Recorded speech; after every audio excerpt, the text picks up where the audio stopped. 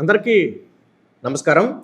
నిన్న Aluru YCP MLA విరూపాక్షినైతే పోలీసులు arrest చేశారు, అందరికీ తెలుసు. అయితే ఇది అక్రమ అరెస్టు, కూటమి ప్రభుత్వ కక్ష సాధింపు అని చెప్పి ఈరోజు సాక్షిలో కావచ్చు, నిన్న వైసీపీ అఫీషియల్ పేజీలో కావచ్చు, ఇది అక్రమ అరెస్టు అంటూ ఆయన ఏమీ చేయకపోయినా కూటమి ప్రభుత్వం దీన్ని కక్ష సాధింపు చర్యగా చేపట్టిందని వాళ్ళు రాసుకున్నారు. కానీ వాస్తవానికి నిన్న ఒక దుశ్శాసన పర్వం జరిగింది. అంటే ఒక మహిళ ఒంటి మీద బట్టలు చించిన ఘటన రాష్ట్రం మొత్తం నివ్వెరపోయే ఘటన నిన్న జరిగింది.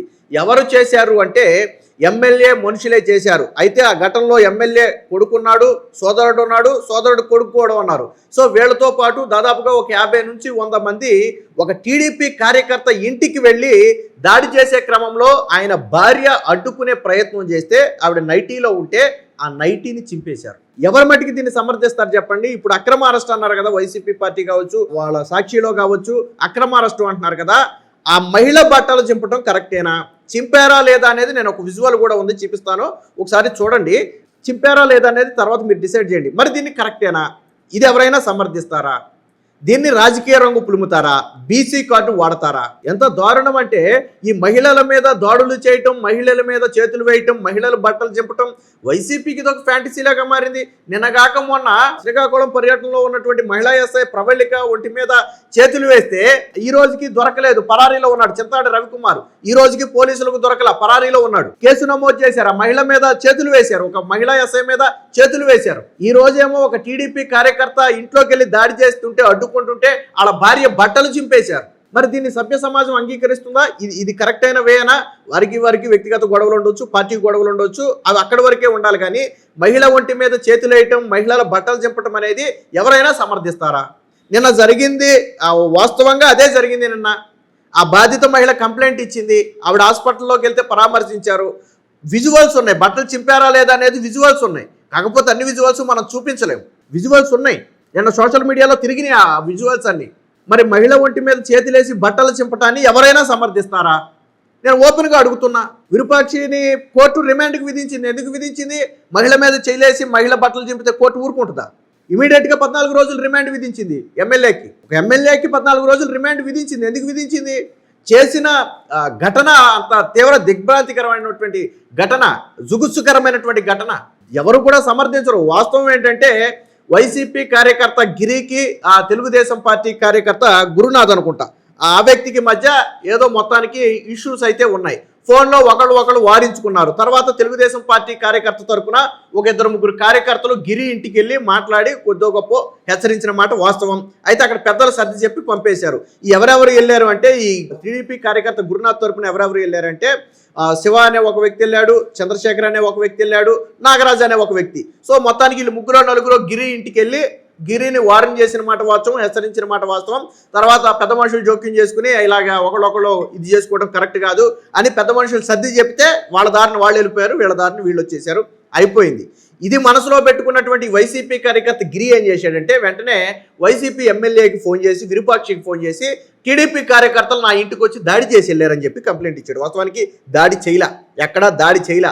దాడి చేసేయడానికి ఆధారాలు లేవు. కానీ అక్కడ పెద్ద మనుషులు కూడా ఉన్నారు, దానికి సంబంధించి సర్ది చెప్పిన పెద్ద మనుషులు కూడా ఉన్నారు. వీళ్ళు వెళ్ళింది మాట్లాడటానికే. సో ఎప్పుడైతే ఆ విరూపాక్షికి ఫోన్ చేసి టీడీపీ కార్యకర్తతో పాటు ఒక 4 మనుషులు మా ఇంటికి వచ్చి నా మీద దాడి చేశారని చెప్పాడో వెంటనే ఎమ్మెల్యే ఏం చేశాడంటే తన కొడుకుని, తన సోదరుడు రాముని, సోదరుడు కొడుకుని, వీళ్ళ ముగ్గురితో పాటు ఒక 50 నుంచి 100 మందిని వైసీపీ కార్యకర్తలని పంపి మొదటగా దాడి చేయడానికి ఈ గిరి ఇంటికి వెళ్ళిన వాళ్ళలో చంద్రశేఖర్ అనే ఒక వ్యక్తి ఉన్నాడు.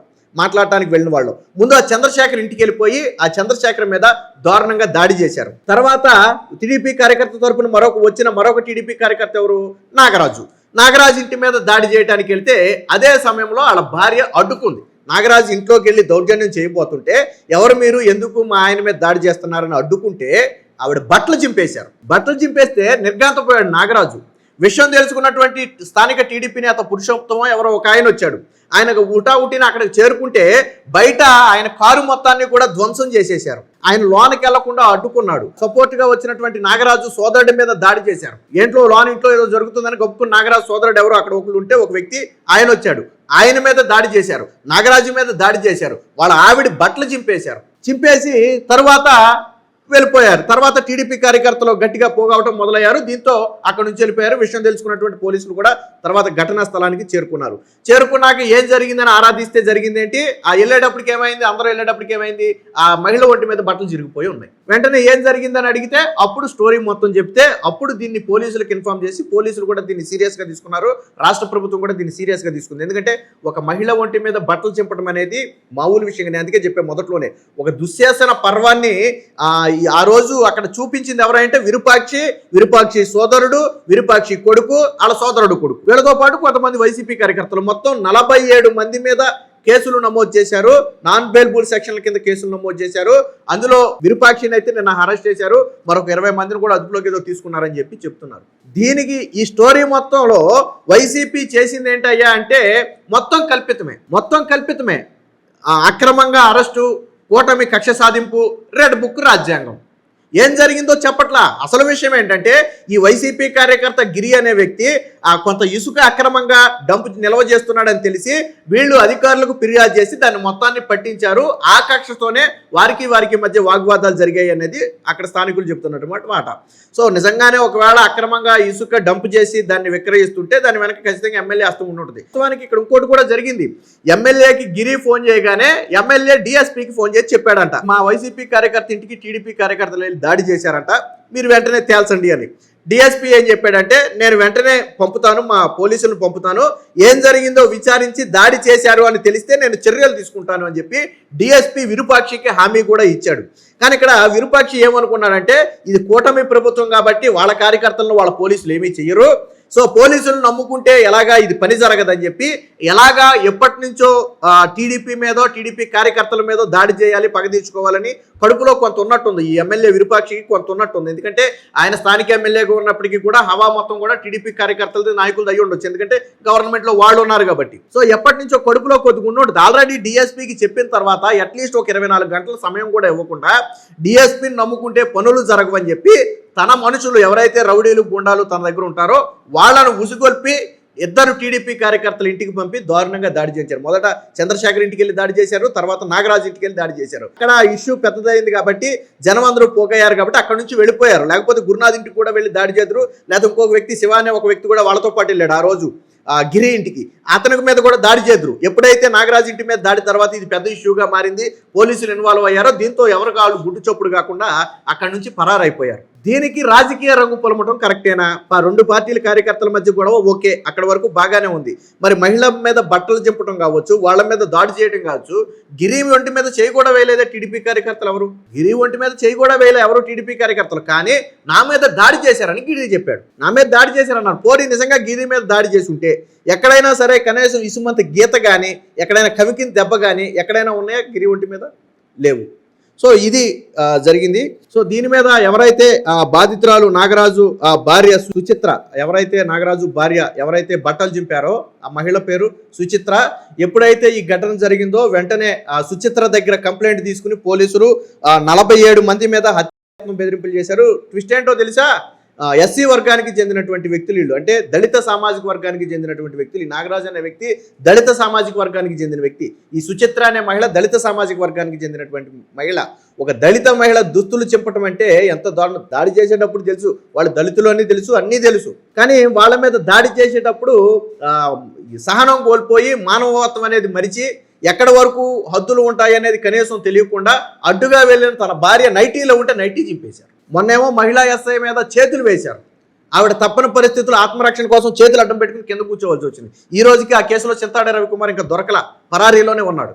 ఈ రోజు ఒక మహిళ ఒంటి మీద బట్టలు చింపేశారు. రాష్ట్రంలో ఏం జరుగుతుందో నాకు అర్థం కాల. వైసీపీ నాయకులు కార్యకర్తలు మరి జగన్మోహన్ రెడ్డి కనీసం వీళ్ళ కంట్రోల్ చేయలేకపోవడం అంటే నాకు అర్థం కాల. నిన్న జరిగింది చాలా తీవ్రమైనటువంటి ఘటన. 2 పార్టీల కార్యకర్తల మధ్య గొడవ, అక్కడ వరకు ఓకే, వాళ్ళు కేసులు పెట్టుకోవచ్చు, రాజకీయంగా ఇంకోటి చేయొచ్చు, అక్కడ వరకు ఓకే. కానీ ఒక మహిళ జోలికి వెళ్ళటం అనేది ఖచ్చితంగా తప్పు. ఇందులో ఎవరిది తప్పు? ఇప్పుడు 2 కార్యకర్తల మధ్య ఎవరి తప్పు అనేది ఇప్పుడు మనం మాట్లాడాల్సిన అవసరం లేదు. సరే టీడీపీ కార్యకర్తలదే తప్పు అనుకుందాం, అయితే వాళ్ళ ఇంట్లో ఆడవాళ్ళు బట్టలు చింపుతారా? వైసీపీ చెప్పిందే కరెక్ట్, టీడీపీ కార్యకర్తదే తప్పు ఉందాం అనుకుందాం. అయితే వాళ్ళ ఇంట్లోకి వెళ్ళి ఆడవాళ్ళ బట్టలు చింపుతారా? ఇప్పుడు వైసీపీ కార్యకర్తలు తప్పులు చేస్తే వాళ్ళ ఇంట్లో ఆడవాళ్ళ బట్టలు చింపాలా? అయితే ఇది సంస్కృత, ఇది సాంప్రదాయమా? దీన్ని ఎవరైనా సమర్థిస్తాడా? ఎంత దారుణమైన ఘటన అంటే దీనికి వైసీపీ ఏమంటే అక్రమ అరెస్ట్ అంట. అసలు విషయం రాయలా. ఇద్దరు కార్యకర్తల మధ్య గొడవది. తర్వాత ఒకరి మధ్య ఒకరు అసలు ఎమ్మెల్యే ఎందుకు ఇన్వాల్వ్ అయ్యాడు దీంట్లో? ఎమ్మెల్యేకి ఏంటి సంబంధం? ఇన్వాల్వ్ అయ్యాడు. డిఎస్పీకి చెప్పాడు కదా, అక్కడితో వదిలేయకుండా తన సోదరుడిని ఎందుకు పంపాలి, తన కొడుకుని ఎందుకు పంపాలి, సోదరుడు కొడుకుని ఎందుకు పంపాలి అంటే వీళ్ళకి ఎప్పటి నుంచో కడుపులో ఉంది. ఈ వాళ్ళ మీద కక్ష తీర్చుకోవాలి, కక్ష సాధించాలని కడుపులో ఉంది కాబట్టి ఈ రోజు కార్యకర్తల మీద దాడి చేశారు. ఏదైనా టీడీపీ కార్యకర్త ఆ భార్య బట్టలు చింపడం అనేది చాలా దారుణమైన విషయం. మీరు ఒకసారి ఆ విజువల్ కూడా చూడండి ఒకసారి. మాది ఫస్ట్ మీ ఆయన పిలిపి నేను వన్ చంపేక వచ్చినాను. ఫస్ట్ నువ్వు పిలిపించి వన్ చంపేసి నేను ఇంటికి వెళ్తాను. ఇందాక సంఘాల్లో కూడా కొట్టేసి వచ్చాను. వన్ ఎక్కడున్నా పిలిపి 1 వెగస్టాలు ఎక్కువైనాయి. ఈర్పక్షి వచ్చి లేదు సార్ నేను కాలు మొక్కుతున్నా కూడా నన్ను వచ్చి లేపి కాలుతో తన్నిగినా కూడా లోపల నుంచి ఇగ్గుకొచ్చి నైట్ భుజాల మీద చేయి వేసి నైటే చింపినాడు సార్. నైటే చింపి మరి మీ ఆయన ఎక్కడున్నా పిలుచుని ఫస్ట్ చంపేసి వెళ్ళిపోతాను. ఎందుకు ఇచ్చినారు పదవి, ఇంటికి ఎమ్మెల్యే సీట్ ఎందుకు ఇచ్చినారు ఆయనకి? వాళ్ళ ఇంట్లో లేడీస్ అనేది ఉండరా? వాళ్ళ ఇంట్లో ఉంటారు కదా ఆడపిల్ల అనేది, తల్లిదండ్రులని ఉంటారు కదా. అట్లప్పుడు ఆడపిల్లని ఎట్లా లోపల వచ్చి నైట్ చింపే అంత అవసరం ఏముంది? బయట చూసుకోవాలి, అబ్బాయిలు బయట చూసుకోవాలి, బయట ఎవరు చేయాలా. ఆయన ఎమ్మెల్యే సీట్ ఇచ్చినారు కానీ ఏంటి పదవి ఏం చేయలే. ఆయన ప్రజలకు ఎట్లా చెప్పాలని తెలుసుకొని, లేడీస్ తో ఎట్లా మాట్లాడాలా, లేడీస్ ని ఎట్లా గౌరవించాలని తెలుసుకొని మాట్లాడాలి. ఆయన ఇంట్లోకి వచ్చి దౌర్జన్యంగా వచ్చి నన్ను కొట్టి మీ ఆయన పిలిచి ఫస్ట్ మాదిగల ఫస్ట్ మీ ఆయన పిలిపి నేను వాడిని చంపేసి వెళ్ళిపోతాను. చంపేకే వచ్చినాను. ఏం జరిగినా ఆయనే మా కారణం. వీరపాక్షే, వీరపాక్షి తన కొడుకు తమ్ముడు వచ్చినారు. వాళ్ళు చాలా దాడంగా చేసినారు. మా ఆయన పిలిపించినా గానీ 200 మంది వచ్చినారు. మంది ఇంటికి ఒకటే ఉన్నాయి ఇంట్లో. వాళ్ళు అంత దౌర్జన్యంగా వచ్చి అంత ఆడదాన్ని అట్లా చేస్తే ఎట్లా? వాళ్ళు నాకు ఎట్టనగానే 6 పడాల్సిందే. మా ఇంట్లో ఏం జరిగినా ఆయనే మాకు కారణం. మా ఇంట్లో మా 3 అన్నదమ్ములు, వాళ్ళకి ఏం జరిగినా ఈర్పక్షే. ఏం జరిగినా Lokesh sir, Chandrababu sir, Pawan Kalyan sir మాకు అన్యాయం చేయకోకున్నట్లు మాకు న్యాయం చేసేటట్లు చేయండి స్వామి. చూశారు కదా, ఇది కాదు అని ఎవరైనా చెప్పగలరా? మీరు ఇప్పుడు విజువల్ చూశారు, బట్టలు చెప్పలేదు అని ఎవరైనా చెప్పగలరా? వాస్తవానికి ఇలాంటివి మనం చూపించకూడదు. కాకపోతే ఏంటంటే ఇదేదో కూటమి అధికారంలో ఉంది కాబట్టి వీళ్ళు చేస్తున్నారేమో, అసత్యాలు ప్రచారం చేస్తున్నారేమో అనే అపోహం చాలా మందిలో ఉంటుంది. సో కాబట్టి ఏం జరిగిందో చెప్పాలనే ఉద్దేశంతో చూపించడమే. వాస్తవాన్ని ఇలాంటివి చూపించడం ఆ సభ్యత కూడా కాదు. కానీ తప్పని పరిస్థితులు ఆల్రెడీ సోషల్ మీడియాలో ఇప్పటికే తిరుగుతున్నాయి. ఆ టీడీపీ అక్కడ స్థానిక ఇన్ఛార్జ్ కూడా ఆ వీడియోలు మొత్తం ప్లే చేసి చూపించింది.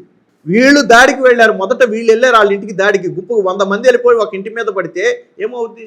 దీనికి రాజకీయ రంగు పొలవడం, బీసీ కార్డు. మరి వాళ్ళు ఆల్రెడీ దళితులు కదా, బీసీల మీద కక్ష సాధింపు అని మాట్లాడుతున్నారు. మరి ఆల్రెడీ వాళ్ళు దళితులు కదా, దాడి చేసిన వాళ్ళు దళితులు కదా. ఇది దళితుల మీద కక్ష సాధింపు కదా వైసీపీది? నాగరాజు దళితులే, సుచిత్ర దళితులే, భార్య కూడా దళితురాలే. మరి వాళ్ళ మీద దాడి చేశారు. దీన్ని దళితుల మీద దాడి అనరా? అందుకని SC ST అట్రాసిటీ కేసులు కూడా బుక్ చేశారు. అందుకనే వాళ్ళని విరూపాక్షి 14 రోజులు రిమాండ్ కోర్టు ఎందుకు విధించిందంటే అందుకే విధించింది. ఒక ఎమ్మెల్యే అయ్యుండి తన కొడుకుతో పాటు సోదరుడిని పంపి ఇంత దౌర్జన్యం చేస్తుంటే, రాష్ట్రంలో శాంతి భద్రతలకు విఘాతం కలిగిస్తుంటే ఎవరు మాత్రం ఊరుకుంటారు? ఒక ఎమ్మెల్యే అయ్యుండి ఎలాంటి పనులు సిగ్గులేదనిపించలేదా? మహిళా బొంటి మీద బట్టలు చెంపటాన్ని ఎమ్మెల్యే సమర్థిస్తాడా? ఖండించాలి కదా. నేనే మహిళ జోరు మీరు ఎందుకు వెళ్ళారా అని వైసీపీ నాయకులు ఖండించాలి కదా. అలాంటిది కూడా లేదు. సో ఇది జరిగిందైతే వైసీపీ మాత్రం కక్ష సాధింపు, రెడ్ బుక్ రాజ్యాంగం మాట్లాడుతున్నారు. మరి ఇవన్నీ కోర్టుకు తెలియదా? కోర్టులో మీ తరపున వాదనలు వినిపించారు కదా, వీళ్ళ తరపున కూడా వాదనలు వినిపించి ఫోటోలు వీడియోలు చూపించారు కదా. చూపించిన తర్వాతే కదా 14 రోజులు రిమాండ్ విధించింది. ఆ మహిళ మీద దాడి చేశారు అనడానికి వీళ్ళు ఆధారాలు చూపించారు. చూపించిన తర్వాత కోర్టు అగ్రీ అయ్యింది, వీళ్ళు చేసింది తప్పేనని చెప్పి కోర్టు ఒప్పుకుని 14 రోజులు రిమాండ్ విధించింది. ఒక ఎమ్మెల్యే అయ్యి ఉండి అరెస్ట్ అవడానికి సిగ్గు అనిపించట్లేదు అనుకుంటా వాళ్ళకి. సో జరిగింది ఇదైతే మళ్ళీ దాని మీద కుట్ర కక్ష సాధింపు అని చెప్పి వాళ్ళు ప్రచారం చేసుకోవడం. సో మీరు ఎలా చూస్తారు? విరూపాక్షి కావచ్చు, వాళ్ళ మనుషులు కావచ్చు, మహిళ బట్టలు చింపటాన్ని మీరు ఎలా చూస్తారు? అలాగే ఈ వీడియో ఎలా ఉందనేది కామెంట్ రూపంలో తెలియజేయండి.